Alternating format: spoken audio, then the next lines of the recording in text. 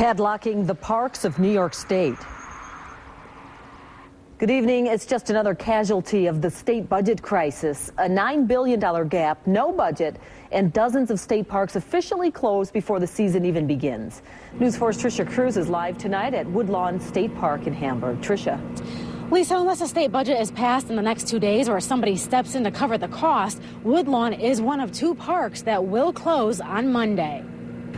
Dedicated disc golfers love to come to Joe Davis State Park in Lewiston, but on Monday, there's a good chance they'll have to take their game somewhere else. I would come like 3-4 nights a week when we kind of have to work. It's a fun game.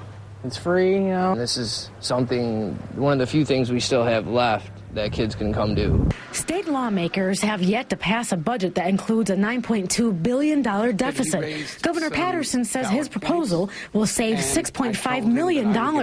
So on Monday, state park officials will begin closing parks and historic sites. There'll be barricades at the entrance to those parks that will prohibit cars from going in. Some from the winter were never removed in anticipation of the closures. In the past few months, Woodlawn Park in Hamburg and Knox Park in East Aurora became hot spots for protesters. For now, Knox Park will remain open, but Woodlawn will not. State parks have never closed in the history of state parks. During the Depression, they never closed state parks. The legislature voted to restore $11.3 million in parks funding, but that doesn't matter when there's no budget in place. Several years ago, the ongoing budget crisis in Erie County forced the cancellation of all recreational activities scheduled at local parks.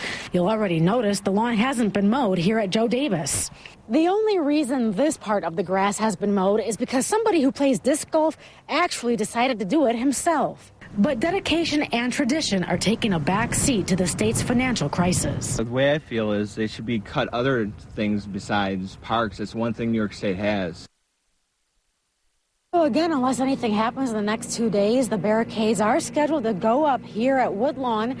Starting on Monday, we're told 41 parks are scheduled to close, 14 historical sites, and a spokesperson we spoke with tonight tells us police will be in charge of enforcing the closures.